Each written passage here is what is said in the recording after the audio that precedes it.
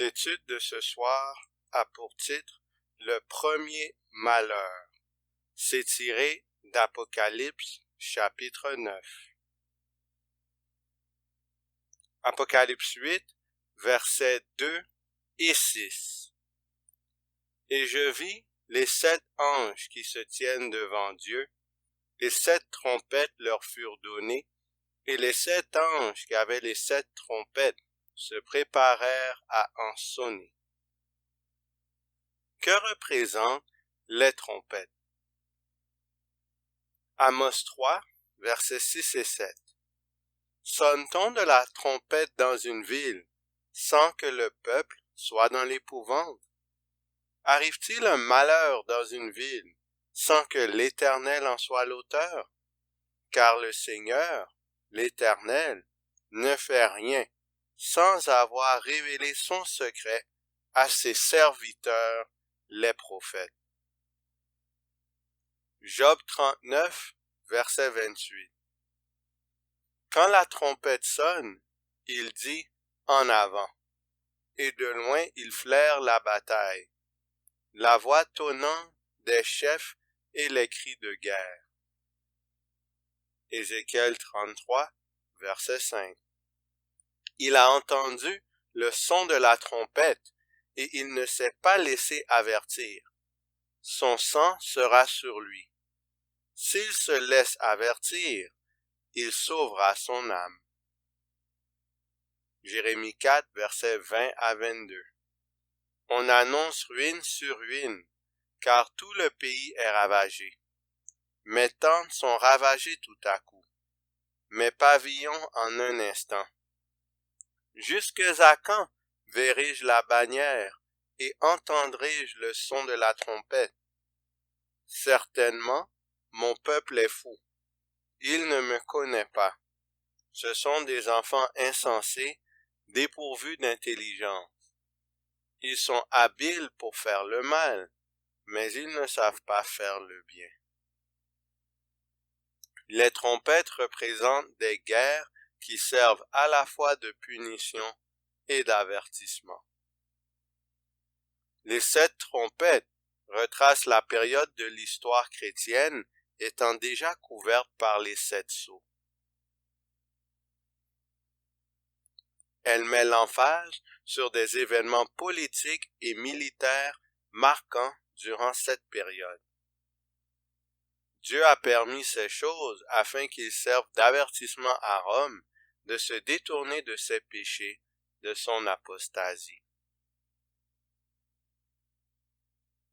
Voici un tableau des 4 premières trompettes. La première trompette, c'est en l'an 70, les Romains qui détruisent Jérusalem. Le temple ne fut plus jamais reconstruit par la suite. Ensuite, la deuxième trompette, de 248 à 455, ça constitue les déprédations des Vandales. Le haut point de leur déprédation est survenu en 455, quand pendant 2 semaines, ils ont pillé la ville de Rome. Ensuite, la troisième trompette constitue la période de temps 434 à 453. C'est le ravage des Huns sous le règne d'Attila. Ils ont fait du grabuge pour une courte période dans les régions variées de l'Empire romain trébuchant. Et Attila est mort en 453. Et on a la 4e trompette en 476. Avec l'enlèvement de son dernier empereur en 476, l'Empire romain a été divisé en 10 parties. Cela constitue la chute partielle de Rome. Malheur, malheur, malheur. Apocalypse 8, verset 13. Je regardai, et voici un aigle qui volait du milieu du ciel, disant d'une voix forte, malheur, malheur, malheur aux habitants de la terre, à cause des autres sons de la trompette des 3 anges qui vont sonner. 3 malheurs surviennent après la division de l'Empire romain. Et ces malheurs sont les 3 prochaines trompettes qui s'abattront sur Rome. La Rome païenne étant déjà détruite, les messages d'avertissement s'adressent maintenant à la Rome papale. Ce soir, nous allons examiner le premier malheur. Apocalypse 9, verset 3. De la fumée sortirent des sauterelles qui se répandirent sur la terre, et il leur fut donné un pouvoir comme le pouvoir qu'ont les scorpions de la terre. Afin de bien comprendre la nature du premier malheur, il est impératif d'identifier d'abord les sauterelles mentionnées dans le texte. Pour ce faire, analysons l'emploi du terme sauterelle dans la Bible. Juge 6, versets 1 à 6. Les enfants d'Israël firent ce qui déplaît à l'Éternel, et l'Éternel les livra entre les mains de Madian pendant 7 ans. La main de Madian fut puissante contre Israël. Quand Israël avait semé, Madian montait avec Amalek et les fils de l'Orient, et ils marchaient contre lui. Ils campaient en face de lui, détruisaient les productions du pays jusque vers Gaza, et ne laissaient en Israël ni vivres, ni brebis, ni bœufs, ni ânes, car ils montaient avec leurs troupeaux et leurs tentes. Ils arrivaient comme une multitude de sauterelles. Ils étaient innombrables, eux et leurs chameaux, et ils venaient dans le pays pour ravager. Israël fut très malheureux à cause de Madian, et les enfants d'Israël crièrent à l'Éternel. Juge 7, verset 12. Madian, Amalek et tous les fils de l'Orient étaient répandus dans la vallée comme une multitude de sauterelles, et leurs chameaux étaient innombrables comme le sable qui est sur le bord de la mer. Jérémie 51, verset 27. Élevez une bannière dans le pays, sonnez de la trompette parmi les nations, préparez les nations contre elles, appelez contre elles les royaumes d'Ararat, de Mini et d'Ashkénaz, établissez contre elles des chefs, faites avancer des chevaux comme des sauterelles hérissées. Dans le contexte historique relaté par la Bible, les nations ennemies du peuple d'Israël qui leur causaient du tort sont symbolisées par des sauterelles. Dieu permettait aux nations d'alentour d'attaquer son peuple parce que celui-ci faisait ce qui lui déplaisait, notamment l'idolâtrie. Une fois attaqué et sous la servitude, Israël se tournait par repentance vers Dieu pour recevoir la délivrance, et cette délivrance lui était accordée. Madian, Amalek, les fils de l'Orient, Ararat, sont décrites comme étant des sauterelles. Regardons maintenant le territoire couvert par ces royaumes. Tout d'abord, Madian, on voit que c'est au sud de, on parle ici de Canaan, de Megiddo, de Tyr, de Sidon.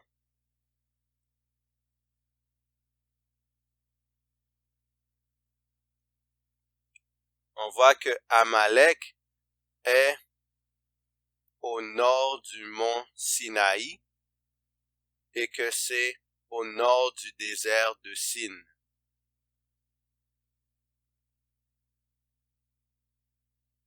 On voit que le mont Ararat, il est au nord de la Syrie et à l'est de la Turquie. C'est dans le territoire, le pays de Turquie, au nord-est de Turquie.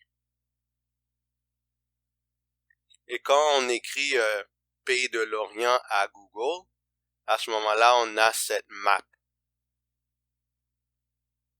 qui constitue pas mal le Moyen-Orient.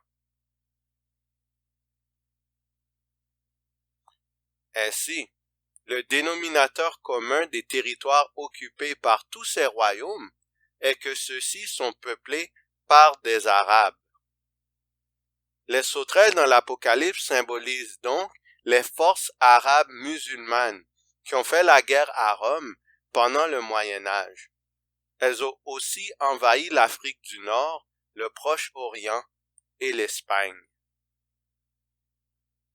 Ainsi, Dieu permettait aux forces arabes, des ennemis de Rome, d'attaquer la papauté et de pousser celle-ci à se repentir de ses mauvaises voies, notamment son idolâtrie. Citation. Les guerres entre les Arabes et les Byzantins sont une série de guerres entre les califats arabes et l'Empire byzantin entre le 7e et le 12e siècle. Celles-ci débutent en même temps que les premières conquêtes musulmanes des califes Rachidons et Omeyyades et se poursuivent sous la forme d'un bras de fer frontalier permanent jusqu'au début des croisades. À la suite de celle-ci, les Byzantins perdent une importante partie de leur territoire. Les conflits initiaux se déroulent de l'année 634 à 718, finissant avec le second siège par les Arabes de Constantinople, qui arrête la progression rapide de l'Empire arabe à travers l'Anatolie. Cependant, les batailles continuent entre les années 800 et 1169. Autre citation.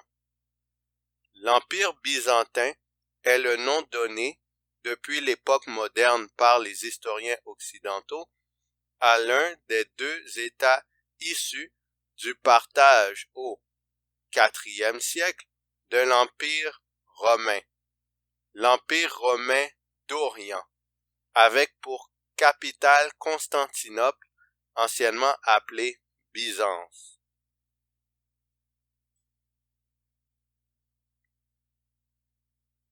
Apocalypse 9, verset 1. Le cinquième ange sonna de la trompette, et je vis une étoile qui était tombée du ciel sur la terre. La clé du puits de l'abîme lui fut donnée. Qui est représenté par une étoile tombée du ciel? Ésaïe 14, verset 12.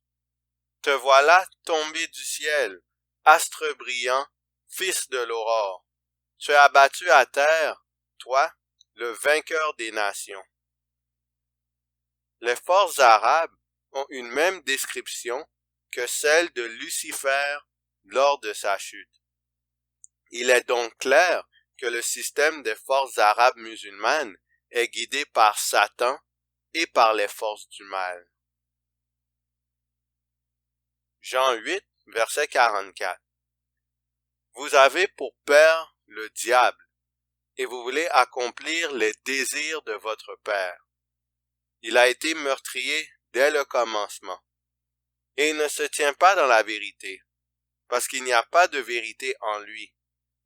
Lorsqu'il profère le mensonge, il parle de son propre fond, car il est menteur et le père du mensonge.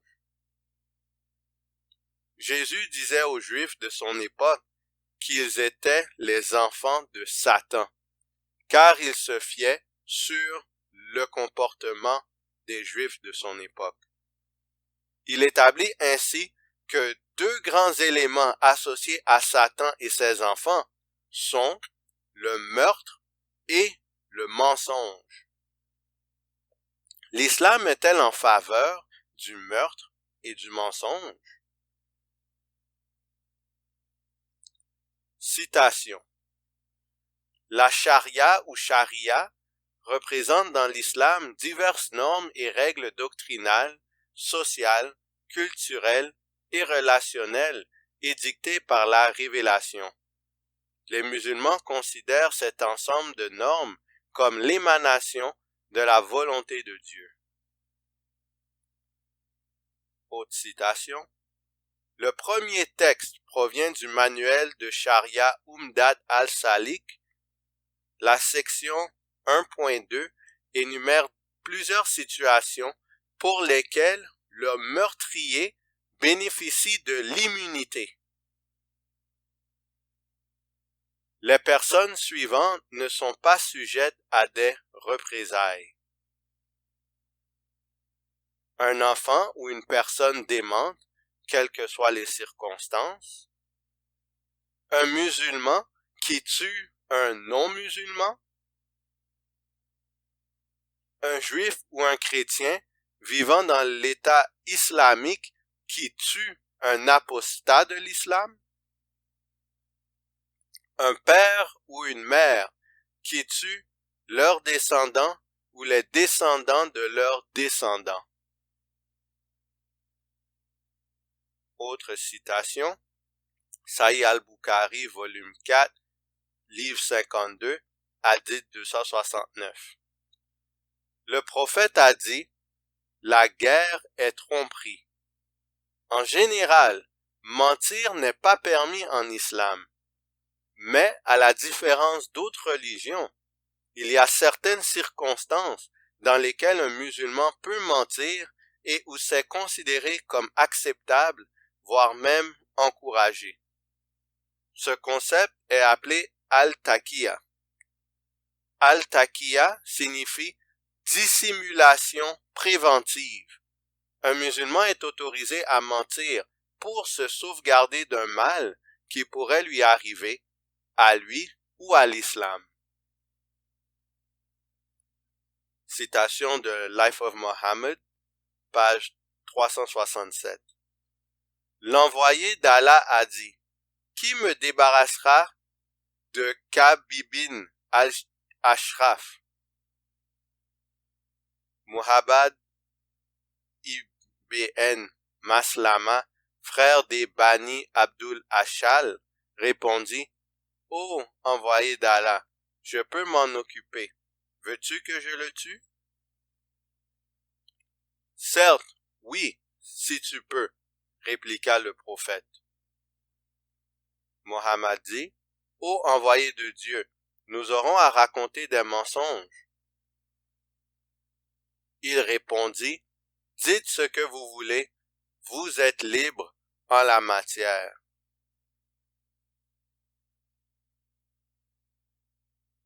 Coran 3, verset 28. Que les croyants ne prennent pas pour alliés des infidèles au lieu de croyants. Quiconque le fait contredit la religion d'Allah, à moins que vous ne cherchiez à vous protéger d'eux. Allah vous met en garde à l'égard de lui-même, et c'est à Allah le retour. Citation. Sur ce même verset 3.28 du Coran, Kathir, une autre autorité de premier plan sur le Coran, écrit « Quiconque, en quelque lieu et en quelque temps que ce soit, craint qu'il lui soit fait du mal par des non-musulmans, a le droit de se protéger par son attitude extérieure. » À l'appui de cette interprétation, il cite un proche compagnon de Mahomet, Abu Darda, qui disait « Sourions à la face de certaines personnes alors que notre cœur les maudit. » Pour un autre compagnon, simplement connu sous le nom de Al-Hassan, pratiquer la taqiyya est admissible jusqu'au jour du jugement, c'est-à-dire éternellement.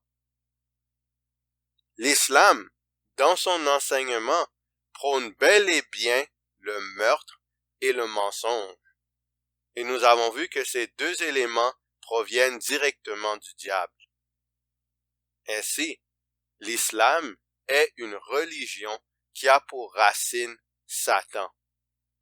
Et en tant qu'institution, elle accomplit la volonté de l'ennemi des âmes. Apocalypse 9, verset 1. Le 5e ange sonna de la trompette, et je vis une étoile qui était tombée du ciel sur la terre. La clé du puits de l'abîme lui fut donnée. Nous voyons que l'islam a reçu la clé, en d'autres termes, la possession du puits de l'abîme. Que représente l'abîme? Genèse 1, verset 2. La terre était informe et vide. Il y avait des ténèbres à la surface de l'abîme, et l'Esprit de Dieu se mouvait au-dessus des eaux. L'abîme correspond à un lieu vide, donc un territoire ayant une faible densité de population. Cela signifie que lors de leur ascension, les musulmans avaient pris possession d'une partie largement inhabitée de la terre. En effet, les musulmans ont conquis le territoire de l'Arabie comme la Tunisie, l'Iran, l'Irak, et l'Iran s'est répété par Iran. Ces territoires sont constitués principalement d'une multitude de déserts. Ainsi, les musulmans eurent possession d'un vaste terrain inhabité. Citation. Le milieu naturel a joué un grand rôle dans la naissance de l'islam. La péninsule arabique est un milieu dominé par les déserts, couvrant près de 3 millions de kilomètres carrés. Ce territoire immense, s'étendant sur 2500 kilomètres du nord au sud et 1500 kilomètres dans sa plus large largeur, constitue pour les Arabes une île, c'est-à-dire une terre coupée du reste du monde. Cette terre est naturellement isolée, séparée de l'Afrique par la mer Rouge, de l'Asie par le golfe Persique et de la Syrie et de la Palestine par le désert du Nafoud. Partout minoritaires, les Arabes s'installent dans les provinces conquises à l'écart des autochtones, dans des camps à la fois militaires et religieux, appelés à devenir permanents. C'est ainsi que sont fondées les villes de Karouane en Tunisie, Foustad en Égypte, Basra en Irak ou encore Koufa en Iran. Au début, la conquête ne bouleverse finalement pas la vie des populations indigènes, qui perçoivent souvent les Arabes comme des conquérants tolérants.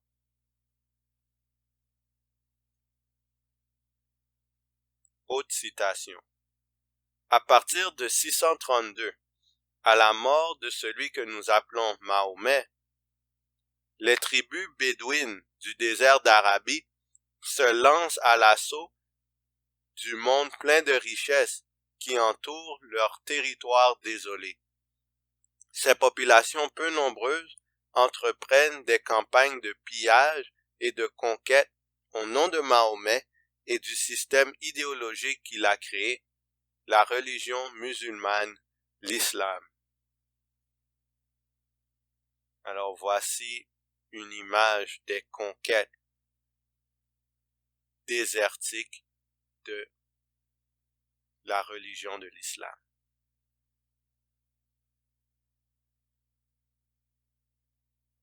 Apocalypse 9, verset 2. Et elle ouvrit le puits de l'abîme, et il monta du puits une fumée, comme la fumée d'une grande fournaise, et le soleil et l'air furent obscurcis par la fumée du puits. Que représentent le soleil et l'air obscurcis? Jérémie 4, versets 27 et 28. Car ainsi parle l'Éternel. Tout le pays sera dévasté, mais je ne ferai pas une entière destruction. À cause de cela, le pays est en deuil, et les cieux en haut sont obscurcis. Car je l'ai dit, je l'ai résolu, et je ne m'en repens pas, je ne me rétracterai pas. Jérémie 4, verset 29. Au bruit des cavaliers et des archers, toutes les villes sont en fuite. On entre dans les bois, on monte sur les rochers. Toutes les villes sont abandonnées, il n'y a plus d'habitants. L'obscurcissement du soleil et de l'air est le deuil à Rome et un peu partout où les forces arabes ont fait leur conquête. Apocalypse 9, verset 3. De la fumée sortirent des sauterelles qui se répandirent sur la terre, et il leur fut donné un pouvoir, comme le pouvoir qu'ont les scorpions de la terre. Quel pouvoir un scorpion possède-t-il? Ézéchiel 2, verset 6. Et toi, fils de l'homme, ne les crains pas et ne crains pas leur discours, quoique tu aies auprès de toi des ronces et des épines, et que tu habites avec des scorpions. Ne crains pas leur discours et ne t'effraie pas de leur visage, quoiqu'ils soient une famille de rebelles. Luc 10, verset 19. Voici, je vous ai donné le pouvoir de marcher sur les serpents et les scorpions, et sur toute la puissance de l'ennemi, et rien ne pourra vous nuire. Le scorpion est capable de se rebeller et de nuire aux humains. Normalement, les sauterelles n'attaquent pas les êtres humains, mais ceux-ci possèdent le venin des scorpions. En effet, les forces arabes de l'époque étaient une grande nuisance pour la papauté. Genèse 16, versets 11 et 12. L'ange de l'Éternel lui dit, « Voici, tu es enceinte, et tu enfanteras un fils, à qui tu donneras le nom d'Ismaël, car l'Éternel t'a entendu dans ton affliction. Il sera comme un âne sauvage, sa main sera contre tous, et la main de tous sera contre lui, et il habitera en face de tous ses frères. » La prédiction divine sur Ismaël et ses descendants, les forces arabes musulmanes, était que leurs mains seraient contre tous les humains. En ce sens, ils sont en rébellion avec l'humanité. Apocalypse 9, verset 4. Et il leur fut dit de ne point faire de mal à l'herbe de la terre, ni à aucune verdure, ni à aucun arbre, mais seulement aux hommes qui n'avaient pas le sceau de Dieu sur le front. D'habitude, les sauterelles s'attaquent à la végétation. Cependant, ces sauterelles-ci sont commandées de ne s'en prendre ni à la verdure, ni à l'herbe de la terre, ni à un arbre. Que représentent l'arbre et la végétation? Psaume 1er, versets 1 à 3. Heureux l'homme qui ne marche pas selon le conseil des méchants, qui ne s'arrête pas sur la voie des pécheurs, et qui ne s'assied pas en compagnie des moqueurs, mais qui trouve son plaisir dans la loi de l'Éternel, et qui la médite jour et nuit. Il est comme un arbre planté près d'un courant d'eau. Cette catégorie de plantes symbolise les hommes justes et droits. Les forces arabes attaquaient uniquement ceux qui n'étaient pas marqués du sceau. Nous avons vu dans une étude précédente que ce sceau est l'observation du sabbat de l'Éternel par le moyen du Saint-Esprit qui nous sanctifie. Ceux qui étaient attaqués par les forces arabes étaient ceux qui rejetaient le sabbat de l'Éternel, spécialement la Rome papale et ses adhérents. Citation. En juin 632, Abou Bakr est élu calife et successeur du prophète Mahomet. Selon Tabari, Abou Bakr aurait ordonné à ses soldats « Évitez la trahison. Si vous faites du butin, ne dérobez rien. Si vous êtes victorieux, ne tuez ni les femmes, ni les enfants sans armes. Si vous êtes victorieux, ne tuez ni les femmes, ni les enfants sans armes, ne détruisez rien, ne coupez pas les arbres fruitiers, n'égorgez pas le bétail, à l'exception de ce que vous mangez. Il y a en Syrie des prêtres chrétiens qui ne cherchent querelle à personne. Ne les inquiétez pas et ne tuez aucun d'entre eux. Autre citation traduite. Et vous trouverez un autre type de personne qui appartient à la synagogue de Satan, qui ont des couronnes rasées. Assurez-vous de fendre leur crâne et ne les donnez aucun quartier jusqu'à ce qu'ils deviennent mahométans ou paient le tribut. Apocalypse 9, verset 5. Il leur fut donné, non de les tuer, mais de les tourmenter pendant 5 mois. Et le tourment qu'elles causaient était comme le tourment que cause le scorpion quand il pique un homme. La punition ici, c'est la souffrance et non la mort. Un mois prophétique est égal à 30 années littérales. De ce fait, 5 mois prophétiques donnent 150 années littérales. Cette période a commencé le 27 juillet 1299 et se termina le 27 juillet 1449. Pendant ces années, les Turcs musulmans effectuaient plusieurs attaques contre l'Empire byzantin. Apocalypse 9, verset 7. Ces sauterelles ressemblaient à des chevaux préparés pour le combat. Il y avait sur leur tête comme des couronnes semblables à de l'or, et leurs visages étaient comme des visages d'hommes. Les chevaux, ça représente l'utilisation primordiale des cavaliers par les forces arabes. Les couronnes, ça symbolise la victoire. Les faces d'hommes signifient que les sauterelles étaient en réalité des hommes, des êtres humains. Apocalypse 9, versets 8 et 9. Elles avaient des cheveux comme des cheveux de femmes, et leurs dents étaient comme des dents de lion.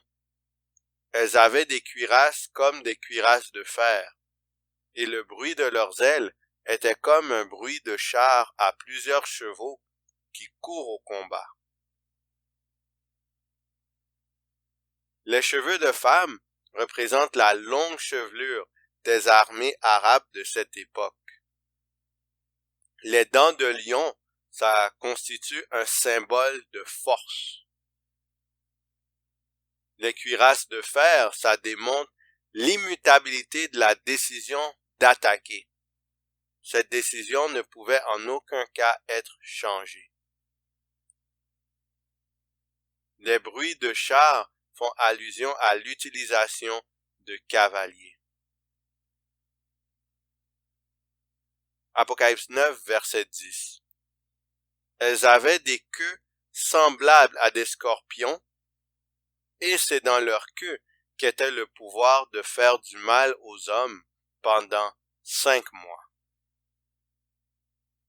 Les queues de scorpions, ça symbolise l'hostilité de cette armée envers les hommes. Encore une fois, la période des 5 mois commence le 27 juillet 1299. Le sultan turc Osman fait une invasion dans le district de Nicomédie qui est la capitale de la province romaine de Bithynie. La période des 5 mois se termine exactement le 27 juillet 1449, lorsque le nouvel empereur byzantin Constantine Palaiologus Dragacès a demandé et reçu la permission du sultan turc, qui signifie roi musulman, Mourad II, d'accéder à son trône. Citation. Commencement de l'Empire ottoman. Othman, affaibli par les attaques des Mongols, la sultanie de Rome venait de se démembrer, et les émirs s'en étaient partagés les lambeaux. Othman, qui s'était rendu indépendant comme eux, profita de la situation qu'il occupait sur les frontières de l'Empire grec pour s'emparer des passages de l'Olympe, qui n'étaient plus défendus par les paysans depuis que Paléologue leur avait refusé l'exemption d'impôts. Ce fut le 27 juillet 1299 qu'Othman pénétra pour la première fois dans le district de Nicomédie, et l'exactitude singulière de la date, dit Gibbon, semble indiquer qu'on avait prévu les progrès rapides de cette funeste invasion. Avant de mourir, Othman eut la consolation d'apprendre que son fils Orkhan venait d'entrer dans la ville de Prouze, dont la conquête peut servir de date de l'établissement de l'Empire ottoman. Autre citation. Dès Mourad Ier, le basileus avait fait figure de vassal apeuré. Sous le règne de Bayezid, il avait été obligé de construire une mosquée dans sa capitale et d'y établir un tribunal spécial pour les ressortissants musulmans. En 1449, Constantin XI, Paléologue, n'était monté sur le trône qu'avec l'appui du sultan. Son prestige assurait sa survie.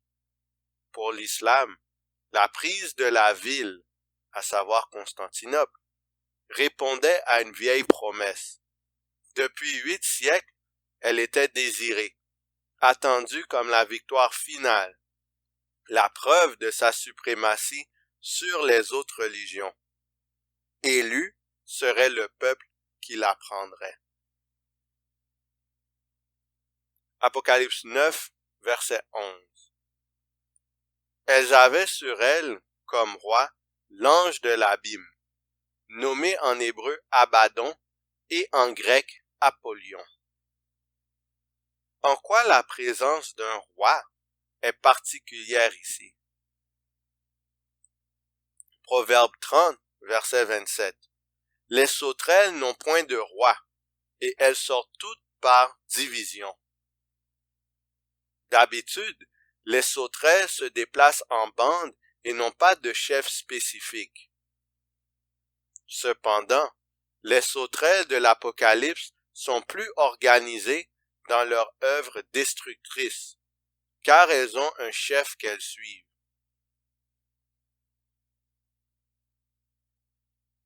Le roi, le chef en question, est l'empereur Osman I, le fondateur de l'Empire ottoman qui devint la Turquie moderne. Les termes Abaddon et Apollyon signifient destructeur, et cela est une bonne description de l'empereur Osman Ier. Apocalypse 9, verset 12. Le premier malheur est passé.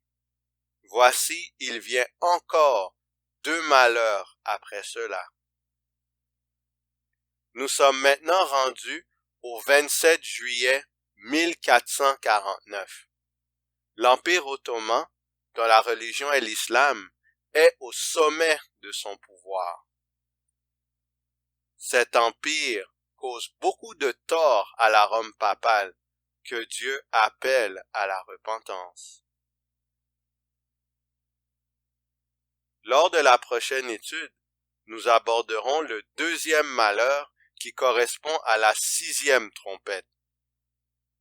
On verra à quel point Dieu est précis dans l'accomplissement de la prophétie. Par surcroît, on scrutera en quoi cela a contribué à un grand réveil spirituel, spécialement aux États-Unis. D'ici là, prenons l'engagement à nous attacher à Dieu. Évitons les malheurs qui sont la part de Rome en raison de ces transgressions.